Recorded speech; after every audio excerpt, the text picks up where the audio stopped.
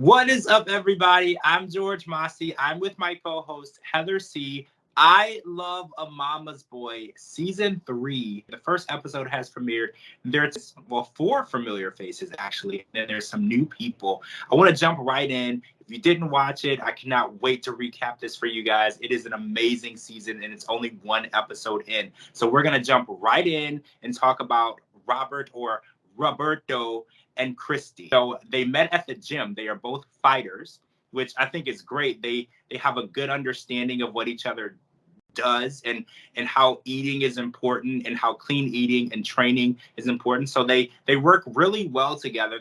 They have two daughters, and Roberto has been training for MMA for 9 years, and his breakthrough fight is about to happen, and it's going to probably happen on the show. And whether or not he wins this fight is whether or not he will be transitioning into the UFC. So we meet his mom, Nancy, who's 49. She has 7 kids, but obviously Roberto is her favorite because she spends quite a bit of time at their house, and she has a pretty approval of, I don't know how to explain it best, of Christy, because she said that Christy took her son away from her and trapped him. She said that she knew that she didn't like her and she got pregnant on purpose to trap him. And then they ended up getting married, which was an eloping ceremony while she was early on in her pregnancy.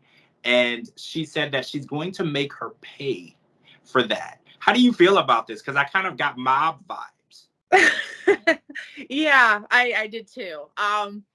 Okay, so I see it from both perspectives. Okay, I think in Nancy's perspective, I think no one is ever going to be good enough for her son. Whether or not Roberto is her favorite or not, I mean, she probably shouldn't disclose that information, but, that doesn't help either. Something tells me that even if Christy wasn't a thing and it was Susie or whatever, she would be the same boat. I just think that she's like, you're taking my son away from me, and you're not going to be as good as I am, and I can take care of him. That's my baby, and then for Christy, I think she's just kind of like, okay, I met him, he loves me, I love him, we have kids together, we share the same common interest, we're not doing anything wrong, we're starting a relationship, and then it takes two to tango. So they both wanted to get married, they both wanted to elope, they both wanted to have 2 kids, and I feel like everything is trying to be made one-sided when it's not. And he wants to please both his wife and his mom, so he feels like the middleman. But we see this a lot on the show. You have a close relationship with mom. It's hard because you don't want to lose that bond that you have, and you also don't want to lose that what you have with your significant other either. So I'm excited to see their journey. I am too. The last scene of the show, we saw that Nancy is questioning the paternity of their child, which is pretty serious because he believes that Kimberly looks like him, and he's always believed that it was his child. And apparently we learned that Nancy has never felt that this beautiful little girl looks like him, and she's demanding a DNA test and even got a cosign from her son Jacob. It's like, we need to see whether or not this is his child. So we have to keep watching this story, whether or not he'll even go through with it, because I feel like going through with it is saying that he has doubts as well.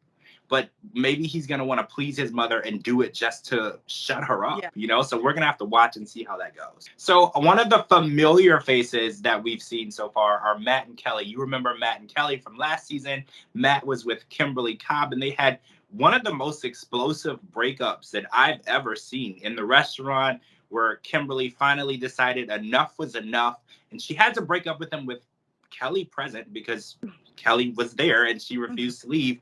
And now we're learning that he is dating again, right? Matt is dating someone named Brittany, and Brittany has not only has she not met Kelly, Kelly doesn't know that Brittany exists. And I just don't see this going well because Kelly didn't take much of any part of Kimberly well in that relationship. So springing something on her, I feel like is going to be explosive. How do you feel about it?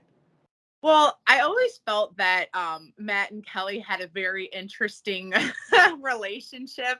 I mean, they are mother and son. They are extremely close. They are best friends. I'm not downplaying any of that. I mean, you could be close with your parents, especially if, you were the main one, doing things together and raising them. It makes sense. But his problem is that he doesn't know how to separate the two between mom and son time and girlfriend boyfriend time. And I love Kimberly, and I hope, I know she's thriving right now. She's living her best life, and I miss her on the show. But I think it's the best that she parted ways, because this was not a good situation for her to be in. And I'm sorry the relationship didn't work, but maybe Brittany will have more of a chance to mesh well with Kelly. I mean, she's a lot to take in. That's her son. She loves him to pieces. And by the way, their house actually turned out amazing, considering the fact it started as a garage and it's just in the back. They made it look like some swanky Beverly Hills mini mansion. It looks really good, except for the duck faucet. They could have left that out. But the rest of the house is very beautiful. I was surprised too at how nice the house looked, and it's sad that they couldn't share that house together, because apparently Matt was ready to start a family and have kids. So we're gonna see if that's where this relationship goes with Brittany.